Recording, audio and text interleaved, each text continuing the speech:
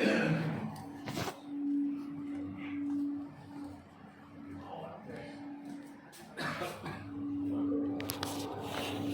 لله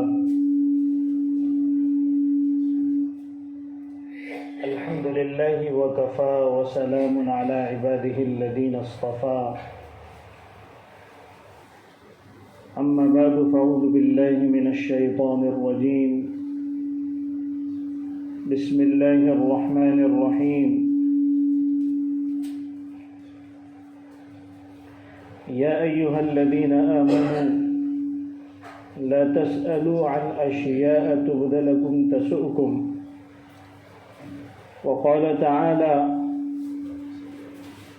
قد أفلح المؤمنون الذين هم في صلاتهم خاشعون والذين هم عن اللغو معرضون صدق الله العظيم۔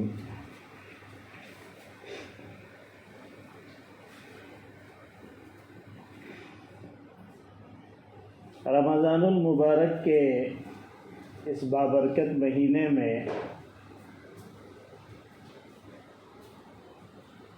جو چیز سب سے زیادہ نقصان دہ ثابت ہو رہی ہے وہ ہم مسلمانوں کا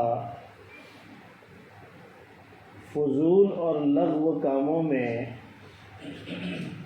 اپنے وقت کو ضائع کرنا ہے۔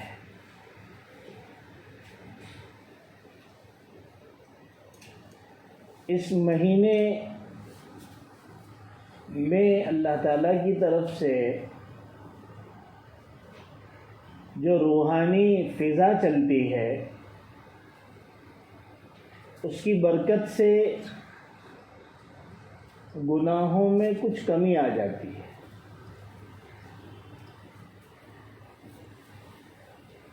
شرابی شراب چھوڑ دیتا ہے، جواری جوا چھوڑ دیتا ہے، تھیٹروں کے عادی گھبراتے ہیں کہ کم از کم اس مہینے میں تو دور رہیں، فلم سے دور رہتے ہیں، اور اس طرح کے بہت سارے گناہ ہیں جس سے آدمی احتراز کرتا ہے، بچتا ہے۔ یہ رمضان کی اپنی ایک خصوصیت اور ایک برکت ہے جس کی وجہ سے آدمی میں گناہوں سے دوری پیدا ہو جاتی ہے، بعد پیدا ہو جاتا ہے۔ چٹ پٹ گناہ چلتے رہتے ہیں، لیکن بڑے گناہوں سے اکثر لوگ اپنے آپ کو بچاتے ہیں۔ لیکن اس کے مقابلے میں ایک عادت جو ہماری قوم کا اس وقت رہے امتیاز ہے، پہچان ہے، ہماری شناخت ہے، ہمیں اسی عادت سے پہچانا جاتا ہے۔ وہ عادت رمضان میں بھی چھوٹ نہیں رہی ہے بلکہ بڑھ رہی ہے، کیونکہ گناہوں سے جو وقت بچ رہا ہے اسے کہاں خرچ کیا جائے وہ پتہ نہیں ہے۔ تو جو طبیعت بنی ہے، جو عادت بنی ہے، سالہ سال کی عادت، گھر اور خاندان والوں کی عادت، سوسائٹی اور بستی والوں کی عادت، بلکہ پوری قوم اس عادت میں مبتلا ہے، تو پھر وہ وقت اس میں صرف ہو رہا ہے۔ اور وہ کیا ہے؟ وہ ہے لغو اور فضول کام، فضول باتیں، فضول بحثیں، جس سے اللہ تعالیٰ نے ہمیں منع فرمایا۔ لوگ کہتے ہیں کہ وقت کٹتا نہیں، اور ٹائم پاس کے لیے ہمارے پاس اسباب کی کمی ہے. کون کون سی چیزیں استعمال کریں جس سے ہمارا ٹائم پاس ہو. سر رمضان میں ایک مومن اور مسلمان اس کے پاس اتنا وقت ہے اور کوئی کام نہیں ہے جس کی وجہ سے وقت پاس نہیں ہو رہا ہے. بہت افسوس کی بات ہے. اس قوم کو کیا ہو گیا ہے؟ کسی ایک ڈگر پر یہ کامیاب نہیں ہے. اپنے مقصد پر کھڑی نہیں ہے. جب دیکھتے ہیں تو دل محسوس کر رہ جاتے ہیں. کیا کر سکتے ہیں؟ یہ خاندانی بیماری ہے. یہ اس خون کی بیماری ہے جو نسلاً بعد نسلاً چل رہی ہے. یہ تو ہو کر رہے گا. اللہ تبارک و تعالیٰ نے کامیاب اور فلاح پانے والے لوگوں کی جو اوصاف اور جو صفتوں کو بیان کیا ہے، اس میں دوسرے نمبر پر جو صفت بیان کی ہے، نماز میں خشوع اور خضوع اور اس کا اہتمام کرنے والوں کے بعد وہ لوگ ہیں جو لغو اور فضول چیزوں سے اعراض کرنے والے ہیں، دور رہنے والے ہیں. ان کی زندگی میں فضولیات کے لیے جگہ ہی نہیں ہے. ان کی زندگی کے اوقات اس طریقے سے منضبط اور بندھے ہوئے ہیں کہ ان کے پاس سوائے کام کی چیزوں کے لیے بے کام چیزوں کے لیے کوئی وقت. اللہ تبارک و تعالیٰ نے یہ فلاح پانے والے یعنی دنیا اور آخرت دونوں کی عظیم کامیابی حاصل کرنے والوں کی صفت کو بیان کیا. والذین هم عن اللغو معرضون، جو لغو سے اعراض کرنے والے ہیں، دور رہنے والے. لغو کسے کہتے ہیں؟ لغو کام اسے کہتے ہیں کہ جس کام میں نہ دنیا کا فائدہ ہے نہ دین کا فائدہ ہے. چلو آپ نے کوئی ایسا کام کر لیا جس سے آپ کو دین کا فائدہ ہو رہا ہے، بہت بڑی بات ہے، سبحان اللہ. اس نے اپنے زندگی کے مقصد کو پا لیا، اس نے اپنے اوقات کا صحیح استعمال کر لیا. آپ نے کوئی ایسا کام کر لیا جس سے آپ کی دنیا کا فائدہ ہو رہا ہے، کوئی اچھی دنیا کی نالج ملی، آپ کے کام کے لائن سے آپ کو کوئی اچھی لائن ملی، آپ نے کوئی ہنر سیکھ لیا، آپ نے کوئی زبان سیکھ لی، آپ نے کوئی کورس کر لیا. ارے بھائی، آپ نے اپنے جسم کو واکنگ کر کے مضبوط کر لیا، بیماری کو دور کر دیا. یہ بھی بہت اچھی بات ہے، ٹھیک بات ہے کہ اس نے اپنے اوقات کا صحیح استعمال کیا. آپ نے کسی کو کوئی اچھی ٹپس دے دی، دنیاوی تعلیم کے اعتبار سے کسی کی اچھی رہنمائی کر دی، کسی کو اچھا مشورہ دے دیا، تو آپ نے اپنے اوقات کا صحیح استعمال کر لیا. لیکن وہ کام جس میں نہ دین کا فائدہ ہے نہ دنیا کا فائدہ ہے، تو یہ صرف اپنے وقت کو ضائع کرنا ہے. اور وقت ہی اصل زندگی ہے. زندگی کس چیز کا نام ہے؟ زندگی تو وقت کا نام ہے. اور وقت اور لمحہ یہی سب سے زیادہ قیمتی چیز ہے. جنہوں نے بھی کوئی مرتبہ اور مقام حاصل کیا ہے، چاہے دین میں حاصل کیا ہو، چاہے دنیا میں کیا ہو، چاہے وہ کسی بھی دین اور مذہب کا ہو، آپ جب ان کی ہسٹری اور تاریخ اٹھا کر دیکھو گے تو آپ کو ایک چیز نمبر اول پر ملے گی. کیا ملے گی؟ کہ یہ وہ بندہ ہے جس نے اپنے وقت کا صحیح استعمال کیا ہے. جس نے وقت ضائع کیا ہو اور اس نے کوئی مرتبہ حاصل کر لیا ہو، یہ ممکن ہی نہیں ہے. من طلب العلا سہر اللیالی. ہم جب پڑھتے تھے تو ہم کو ہمارے اساتذہ یہ شعر سنایا کرتے کہ جو بلندی چاہتے ہیں، جو عظمت چاہتے ہیں، جو اونچا مقام چاہتے ہیں، انہیں راتوں کو جاگنا پڑتا ہے. سونے والوں کو بلند مقام حاصل نہیں ہوتا. ورق گردانی کرنی پڑتی ہے، کتابوں میں اپنے صلاحیتوں کو، طاقتوں کو لگانا پڑتا ہے. اور جب دن اور رات کا فرق ختم ہو جاتا ہے تب جا کر کچھ مقام و مرتبہ حاصل ہوتا ہے.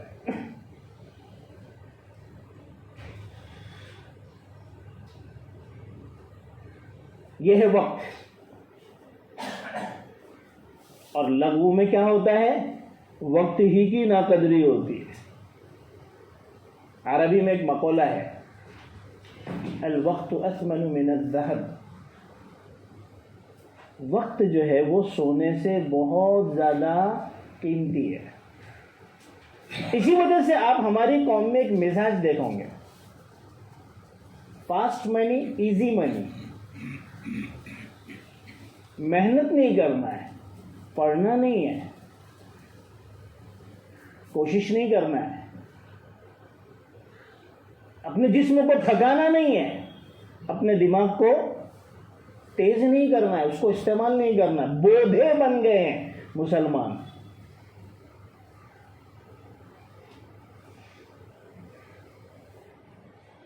محنت نہیں کرنا. اسی وجہ سے ہمارے لوگوں میں فاسٹ منی اور ایزی منی کا رجحان بڑی تیزی سے بڑھا ہے. اسی وجہ سے بہت سارے لوگ جیل کی کوٹریوں میں، کیونکہ راستہ وہ غلط سمت سے جاتا ہے، غلط رخ سے جاتا ہے، تو پکڑے جاتے ہیں. میرے علم کے مطابق سب سے زیادہ اسمگلنگ مسلمان کرتے ہیں. مجھ سے ملتے ہیں، مسئلے پوچھتے ہیں. کیوں؟ پاس منی ہے، آرام سے ہے، اور اس کو کمال سمجھا جاتا ہے. سب سے زیادہ افسوس کی بات تو اس قوم کی ذہنیت پر یہ ہے کہ اس کو کمال سمجھا جاتا ہے، اس کو چترائی سمجھا جاتا ہے. محنت نہیں کرنا ہے. اللہ کے رسول صلی اللہ علیہ وسلم کے پاس ایک صحابی آئے، کچھ بھی نہیں تھا، سوچا کہ اعلان کریں گے تو کچھ مل جائے گا. اللہ کے رسول نے نہیں کیا.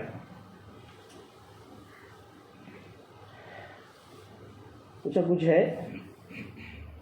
کچھ معمولی چیزیں تھی یا کسی نے کچھ دے دیا، کہا اس کو جاؤ بیچو. اور ایک کلہاڑی کا پھل منگوایا، لکڑی لگائی، کہا جا کے جنگل میں جا کر لکڑیاں توڑو، کاٹو، بیچو. چند دنوں کے بعد ان کی محنت کے نتیجے میں وہ صاحب حیثیت آدمی، یہ ہے اس امت کو زندگی دینے کا طریقہ، اس امت کو زندگی دینے کا طریقہ کہ محنت سے کماؤ، اپنی محنت لگاؤ. کوئی بہت بڑا کمپیوٹر کے اوپر کام ہونا اور اس شروع کے اندر آپ کو جاب ہونا ضروری نہیں ہے.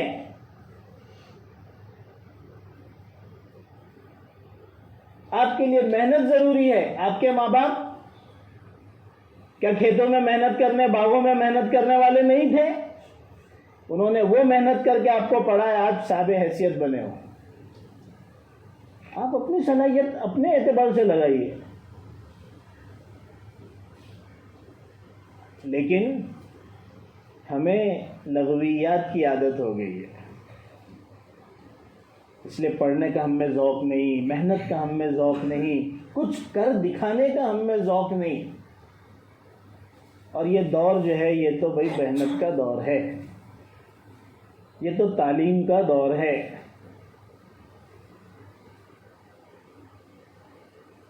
جو پڑھے گا لکھے گا دنیا اس کی عزت کرے گی. عزت کرانی نہیں پڑتی، عزت کرنے پر دنیا مجبور ہوتی ہے. آپ اپنے آپ کو ویسا بنا لیجئے، دنیا مجبور ہو جائے گی، دنیا آپ کے قدموں میں آ جائے گی. ہر دونوں لائن میں، چاہے دین ہو چاہے دنیا ہو. ویسے تو یہ تقسیم بھی صحیح نہیں ہے دین و دنیا کی. دین تو ہر مسلمان کے لیے لازمی ہے، اس کے بغیر وہ مسلمان کیسے ہے؟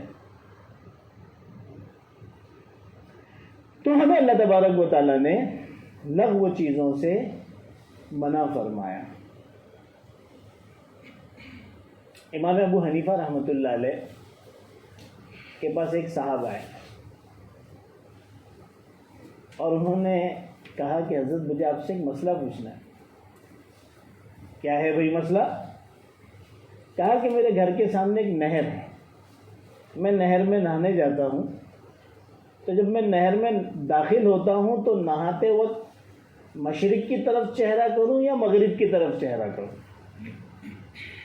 تو امام ابو حنیفہ رحمۃ اللہ علیہ نے اس سے فرمایا کہ تو تیرے کپڑے کی طرف دھیان دے کہ کوئی لے کے بھاگ نہ جائے. جواب کے ذریعے سے یہ سمجھایا کہ یہ لغو سوال ہے. شریعت نے تمہیں مشرق اور مغرب کی طرف نہر میں نہاتے ہوئے حکم دیا، تو یہ لغو سوال کا مزاج پرانا ہے. اس میں ترقی ہوتے ہوتے آج ہم کہاں تک پہنچ گئے اگر میں آپ کے سامنے بتاؤں، کیونکہ ہم کو بھی سوال ہوتے ہیں. 24 سال الحمدللہ مجھے بھی افتاء کی خدمت کرتے ہوئے گزری، تو آپ کے سامنے میں کیا کیا سوال پیش کروں کہ لوگ کیا کیا پوچھتے ہیں. اور میں سمجھ رہا تھا کہ یہ بمبئی کی پبلک ہے، یہ تو رات کے 3 بجے بھی پوچھے گی. لیکن جب مجھے اپنے بڑوں کے تعلق سے پتہ چلا تو ان سے بھی اس طرح کے سوال ہوتے ہیں. پتہ چلا کہ قوم کا مزاج ہی ہے، واللہ کہہ رہا ہوں. جن کو فون کرتے ہوئے ہمارے ہاتھ کانپتے ہیں، ان سے اس طرح کے لوگ اس طرح کے فضول سوال راتوں میں کرتے ہیں. آج رمضان المبارک کا مہینہ چل رہا ہے اور ہمارے اوقات کیسے گزر رہے ہیں. قرآن پڑھنے والے کتنے مسجد میں بتاؤ، جبکہ اس مہینے کا اصل تعلق قرآن سے. اللہ کی ہر کتاب رمضان مہینے میں اتری ہے، اور قرآن کا تو رمضان سے خصوصی تعلق ہے. اسی وجہ سے ہمارے بزرگوں میں، ہمارے بڑوں میں ایسے بڑی تعداد میں ہمیں بزرگ ملتے ہیں جو رمضان میں کسی سے بات بھی نہیں کرتے کہ بھئی اب تو صرف رمضان میں قرآن ہوگا. حضرت امام شافعی رحمۃ اللہ علیہ کہ تو وہ بڑے نام ہیں جن کو ہم سب جانتے ہیں، اس لیے میں آپ کے سامنے پیش کر رہا ہوں، ورنہ ایسے بزرگوں کی تو ایک قطار ہے لیکن ہم ان سے واقف نہیں ہیں. مشہور نام، ایک قرآن دن میں ایک قرآن رات میں. ہمارے لیے قرآن کھولنا بھی مصیبت بن گیا ہے. اس طریقے سے ہمارا رمضان گزر رہا ہے. اب جب قرآن نہیں پڑھ رہا ہے، نفل نہیں پڑھ رہا ہے، ذکر نہیں کر رہا ہے، دنیا کا دوسرا کام نہیں کر رہا ہے، تو پھر وقت کہاں جائے گا؟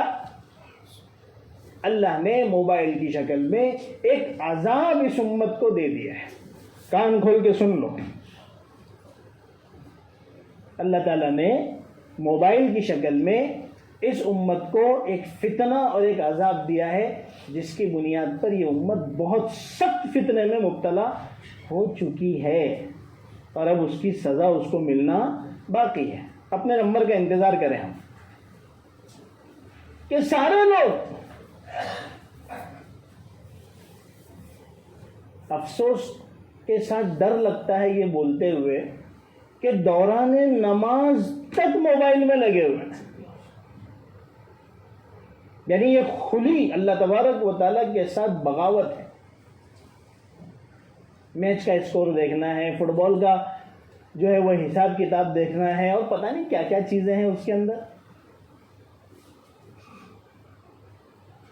ہماری مسجد میں تقریباً ہر دن میرے کان میں یہ آواز آتی ہے تراویح کے لیے جب ہم کھڑے ہوتے ہیں تو کوئی نہ کوئی جا کے باہر آواز لگاتا ہے کہ بھئی اندر سب خالی ہے. تو میں نے اپنے ساتھیوں سے پوچھا، کیونکہ میں تو کبھی جا کے دیکھا نہیں، کہ بھئی پیچھے لوگ رہتے ہیں؟ تو انہوں نے کہا ارے پیچھے تو پورا جم غفیر ہے، ہجوم ہے، ساری صفیں بھری پڑی ہیں. جس زمانے میں اے سی کا اتنا رواج نہیں تھا اور نیا نیا اے سی کا مسجدوں میں ماحول بنا تھا، تو ہم نے بھی اور لوگوں کو بھی دیکھا کہ کوشش ہوتی تھی کہ بھئی اے سی والی جگہ میں ہم کو جگہ ملے. آج اس سے زیادہ ٹھنڈی مسجد بہت کم ہوگی. اتنے چھوٹے سے ایریا میں اتنے بڑے بڑے 4 لگے ہوئے ہیں، لیکن صفیں خالی ہیں. تو کیا اب اے سی کا مزاج ختم ہو گیا ہے یا اے سی اچھی نہیں لگتی؟ نہیں. یہاں رہیں گے تو وہ کام نہیں کر سکتے جو باہر رہ کر کیا جا سکتا. یہاں نماز کھڑی ہے، تراویح پڑھانے والا، آپ کیا سمجھتے ہیں کہ یہ ایسی آ کے مغرب بعد خوب دبا کر افطاری کر کے آپ لوگوں کے جیسا کھڑے ہو جاتے ہیں؟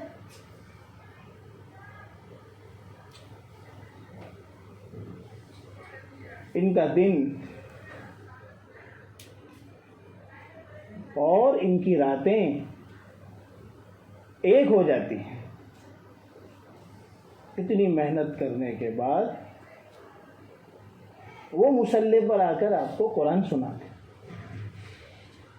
کیا سنا رہے ہیں؟ اللہ کا کلام، جس کے بارے میں قرآن کیا کہتا ہے؟ وَإِذَا قُرِئَ الْقُرْآنُ فَاسْتَمِعُوا لَهُ وَأَنصِتُوا لَعَلَّكُمْ تُرْحَمُونَ. کہ جب قرآن پڑھا جائے تو کان لگا کر سنو اور خاموش رہو تاکہ تم پر رحم کیا جائے. اور جب ہمارے یہاں قرآن پڑھا جاتا ہے نماز میں تو کوئی سننے کو تیار نہیں ہے، کوئی خاموش رہنے کو تیار نہیں ہے. گروپ بنا کر اور ٹولیاں بنا کر باہر بھی اور اندر بھی اپنی فضول بحثوں کے اندر وقت ضائع کرتے ہیں. تو کیا اللہ کی طرف سے رحمت اترے گی؟ قرآن کو سنو گے، خاموش رہو گے تو رحمت ہے، اس کے خلاف کرو گے تو خدا کی طرف سے اس کا غضب نازل ہوگا. تعجب تو یہ ہوتا ہے کہ پوری دنیا میں اتنے سارے حالات ہیں، قومیں تباہ اور برباد کی جا رہی ہے، ہمارے لیے بڑی بڑی سازشیں پہلے سے تیار تھی، اب ان کو امپلائی اور کیا جا رہا ہے، اس کو جاری کیا جا رہا ہے، لیکن ہم سدھرنے کے لیے تیاری نہیں ہے.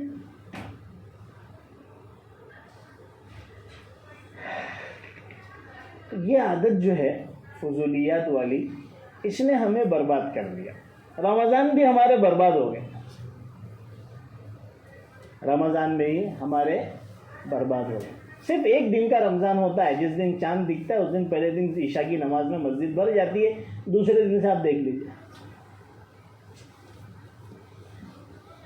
ایک بزرگ گزرے ہیں، حضرت مرزا مظہر جانے جانا رحمۃ اللہ علیہ. بڑے بزرگ گزرے، دہلی میں رہتے تھے، پوری دنیا میں ان کا شہرہ تھا، لوگ ان کے پاس آیا کرتے تھے، ان سے اپنی اصلاح کروایا کرتے تھے. ایک صاحب جو بلخ کے رہنے والے تھے، طالب علم تھے، 2 طالب علم. بلخ ترکستان کا ایک شہر ہے. انہوں نے بھی ارادہ کیا کہ حضرت کی خدمت میں جاتے ہیں، چنانچہ پہنچے. حضرت ایک مسجد میں رہا کرتے تھے. وہاں پہنچنے کے بعد وہ لوگ اس مسجد میں پہنچے، نماز کا وقت تھا، وضو کرنے لگے. اتفاقاً حضرت رحمۃ اللہ علیہ بھی وہیں پر کہیں قریب میں بیٹھے ہوئے تھے، شکل سے پہچانتے نہیں تھے. اب جب دونوں وضو کرنے لگے تو ایک نے دوسرے سے کہا کہ یہ جو حوض ہے یہ حوض بڑا ہے یا اپنے شہر بلخ کا جو حوض ہے وہ بڑا ہے؟ سائز کس کی بڑی ہے وضو کرتے کرتے؟ تو ایک نے کہا کہ یہ بڑا لگ رہا ہے، اس نے کہا نہیں یہ نہیں وہ بڑا لگ رہا ہے۔ اس پر بحث چالو ہو گئی، ایک دوسرے نے اپنے اپنے طور پر دلیلیں دینا شروع کر دی۔ حضرت سن رہے تھے، نماز پڑھے، نماز پڑھنے کے بعد حاضر ہوئے، پوچھا کہ بھائی کس مقصد سے آئے ہو؟ تو کہا کہ حضرت آپ سے بیعت ہونے آئے ہیں، اپنی اصلاح کرانے آئے ہیں۔ تو فرمایا کہ پہلے بتاؤ کہ وہ تمہارا فیصلہ ہو گیا کہ دہلی کی مسجد کا حوض بڑا ہے یا بلخ تمہارے شہر کی مسجد کا حوض بڑا ہے؟ اب یہ بیچارے شرمندہ ہو گئے، بولے پہلے اس کا فیصلہ کر لو، اس فیصلہ کرنے کے بعد پھر میرے پاس آنا بیعت ہونے کے لیے۔ اس کے ذریعے سے حضرت نے انہیں اس بات پر تنبیہ فرمائی کہ جو لوگ کام کے ہوتے ہیں وہ ان فضول چیزوں میں نہیں پڑتے۔ ارے بھائی یہاں کا بڑا ہو یا وہاں کا بڑا ہو، اس سے فرق کیا پڑتا ہے؟ اس سے نہ تمہاری نماز پر فرق پڑتا ہے، نہ تمہارے وضو پر فرق پڑتا ہے، نہ تمہارے سے اس بارے میں کوئی سوال ہونے والا ہے کہ یہاں پر بیعت ہونے آؤں گے تو پہلا سوال یہ ہوگا کہ یہاں کا حوض بڑا ہے سائز میں یا وہاں کا بتاؤ۔ یہ تو تم سے سوال ہونے والا ہے نہیں۔ اور دوسری چیز ایک اور بھی سمجھا دی کہ بغیر تحقیق کے بات بھی نہیں کرنا چاہیے کہ ہر ایک یہاں پر بیٹھ کر دلیل دے رہا ہے، تحقیق کسی کے پاس بھی نہیں، یقینی خبر، یقینی بات کسی کے پاس بھی ہے نہیں، نہ اس کو معلوم ہے وہ کتنے فٹ کا، نہ اس کو معلوم ہے کتنے فٹ کا ہے۔ تو بے یقینی بات کرنا اور پھر اس کے اوپر دلیلیں پیش کرنا اور پھر بحث و مباحثے میں اپنے وقت کو ضائع کرنا، یہ انتہائی نقصان دہ چیز ہے۔ حضرت مفتی محمد شفیع صاحب رحمۃ اللہ علیہ کو کسی نے سوال کیا کہ حضرت یزید مومن ہے یا فاسق ہے؟ تو حضرت مفتی محمد شفیع صاحب رحمۃ اللہ علیہ نے فرمایا مجھے نہیں پتا کہ وہ فاسق ہے کہ نہیں ہے، مجھے تو اپنی فکر ہے کہ میں فاسق ہوں یا نہیں ہوں۔ یہ تو مستقل ایک موضوع اور بحث ہے لوگوں میں کہ جب محرم کا مہینہ آئے گا تو ایک سوشل میڈیا پر بھی اور عام لوگوں میں بھی اس کی برکت سے ایک بحث چل پڑے گی کہ یزید جہنمی ہے یا جنتی ہے، اس کو رضی اللہ تعالیٰ عنہ کہنا چاہیے یا نہیں کہنا چاہیے، وہ فاسق تھا یا نہیں تھا۔ اللہ تعالیٰ نے کیا کہا ہے قرآن میں؟ اللہ تعالیٰ نے فرمایا ہے تلک امۃ قد خلت لہا ما کسبت ولکم ما کسبتم ولا تسألون عما کانوا یعملون۔ بھائی یہ لوگ تھے، چلے گئے، ان کا عمل ان کے ساتھ ہے، تمہارا عمل تمہارے ساتھ ہے، ان لوگوں کے بارے میں تم سے سوال ہوگا نہیں، تمہارے بارے میں ہی سوال ہونے والا ہے، تو کیوں ان لوگوں کے چکر میں پڑے ہو؟ یہ کچھ مثالیں ہیں لغویات کی، فضولیات کی، جس میں ہم پڑے ہوئے ہیں اور اس کو سمجھتے ہیں کہ یہ بہت بڑا نالج ہے۔ ارے بھائی جو کام کی چیزیں ہیں، وضو کے فرائض کا پتہ نہیں، نماز کے شرائط اور ارکان کا پتہ نہیں، کن چیزوں سے وضو ٹوٹتا ہے وہ معلوم نہیں، نمازیں کن چیزوں سے فاسد ہو جاتی ہے وہ پتہ نہیں، زکوٰۃ پتہ نہیں، 2500 سال سے وہ دن آ کے چلا جاتا ہے، آج تک لوگوں کو یہ بھی معلوم نہیں ہے۔ زکوٰۃ دینے والوں کی بات کر رہا ہوں کہ زکوٰۃ کی ایک ڈیٹ ہوتی ہے، ایک تاریخ ہوتی ہے۔ اچھے اچھے لوگ ملتے ہیں، ہم تو سمجھ رہے تھے رمضان کے مہینے میں نکالتے ہیں۔ ارے بھائی رمضان کے مہینے میں کوئی ڈیٹ اور کوئی تاریخ ہے یا نہیں؟ رمضان تو 29 اور 30 دنوں کا ہوتا ہے، یہ تو پتہ نہیں۔ تو جن چیزوں کو معلوم کرنے کا حکم جو فرض کے درجے میں ہے وہ ہم کرنے کے لیے تیار نہیں ہیں، اور ان جیسی فضولیات کے اندر، اور ویسے لوگوں کو ہی پسند بھی کیا جاتا ہے، انہی کے فالوور زیادہ ہیں جو اس طرح کی بحثوں کے اندر امت کو الجھائے ہوئے ہیں۔ یہی وہ لوگ ہیں جن کے بارے میں حدیث پاک میں آتا ہے کہ ہر چوراہے پر اور ہر جگہ پر اس طرح کے دین کی طرف بلانے والے کھڑے رہیں گے اور دین کی بڑی بڑی باتیں کریں گے، حالانکہ وہ خود گمراہ ہوں گے اور لوگوں کو گمراہ کریں گے۔ انہی لوگوں کو دیکھیے، انہی کو فالو کیجئے اور انہی بحثوں میں اپنا وقت ضائع کیجیے۔ یہ مومن اور مسلمان کا کام نہیں ہے۔ مومن اور مسلمان تو اپنے ایک ایک لمحے کو وصول کرتا ہے۔ ایک سیکنڈ اور ایک منٹ کتنی بڑی چیز ہے پتہ ہے؟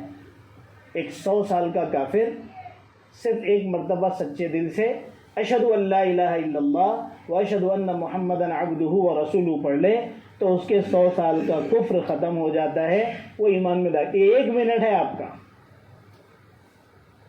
ایک منٹ میں اگر آپ نے کئی مرتبہ سبحان اللہ کہہ دیا تو ایک سبحان اللہ سے آدھا میزان عمل بھر جاتا ہے۔ اور ایک ایک ایسی فضیلتیں حضور پاک صلی اللہ علیہ وسلم نے بیان کی ہیں کہ اگر آدمی کو سمجھ میں آ جائے تو پھر اس کے پاس فضولیات کے لیے وقت ہی نہیں ہے۔ اسی وجہ سے حضرت علی جرجانی رحمۃ اللہ علیہ کا واقعہ حضرت شیخ رحمۃ اللہ علیہ نے بھی لکھا، اپنے بڑوں سے بھی کئی دفعہ سنا خانقاہ میں، جہاں پر یہی سمجھایا جاتا ہے کہ بھائی وقت کی قدر کرو، یہی تمہارا سب کچھ ہے۔ تو حضرت شیخ علی جرجانی رحمۃ اللہ علیہ، کسی نے ان کو دیکھا کہ وہ ستو پھانک رہے اور پانی پی رہے ہیں، تو پوچھا حضرت آپ ستو پھانک کر پانی پی کر وقت گزارتے ہیں، روٹی نہیں کھاتے؟ تو انہوں نے کہا کہ میں پہلے روٹی کھاتا تھا، میں نے حساب لگایا کہ روٹی کھانے اور ستو پھانکنے میں 70 مرتبہ سبحان اللہ کہنے کا نقصان ہو رہا ہے، کہ میں جب روٹی چباتا ہوں تو میرا اتنا وقت ضائع ہو جاتا ہے۔ تو پیٹ ہی بھرنا ہے نا، اور زندگی ہی تو کاٹنی ہے، تو ستو سے بھی کام ہو جاتا ہے۔ ستو تو ویسے بھی طاقتور چیز ہے، چنے کا آٹا ہوتا ہے۔ تو جن لوگوں کو سمجھ میں آ گیا وہ کھانا تک چھوڑ چکے ہیں، اور ہمارے پاس وقت اتنا ہے کہ وہ کٹ ہی نہیں رہے۔ یہ بہت زیادہ ہم لوگوں کو سوچنے اور فکر کرنے کی چیز ہے۔ اس قوم کو فضولیات نے ساری قوموں سے پیچھے چھوڑ دیا ہے کہ اب دلت اور چماروں سے پیچھے ہمارا نمبر ہے۔ رپورٹ ہے نا، یہ رپورٹ ہے۔ اور یہ جو اس وقت اونچے عہدوں پر ہیں ان کی زبانوں سے آپ ہمارے لیے جو الفاظ نکلتے وہ سنیے، دل بیٹھ جاتا ہے۔ اتنے ہم جو ہیں وہ گر چکے ہیں۔ تو بہرحال میں تو اصل بات یہ عرض کر رہا تھا کہ دیکھیے یہ جو زندگی ہے، یہ جو زندگی کے اوقات ہے، یہ جو زندگی کے لمحات ہیں، یہی سب کچھ ہے۔ جس نے اس کو کام میں لایا وہ کامیاب ہوا، جس نے اس کو ضائع کیا وہ ناکام ہوا، چاہے دین ہو چاہے دنیا ہو۔ اس لیے ہم اپنے اوقات کی خاص قدردانی کریں، اور رمضان المبارک کا تو وقت ایسا ہے، یہ مہینہ ایسا ہے کہ اس کا تو ہمارا کوئی لمحہ ضائع ہونا ہی نہیں چاہیے۔ بس دعا ہے اللہ تعالیٰ سے کہ ہمیں ان چیزوں کو سمجھنے کی توفیق اور اس پر عمل کرنے کی توفیق نصیب فرمائے۔ وآخر دعوانا الحمد للہ رب العالمین۔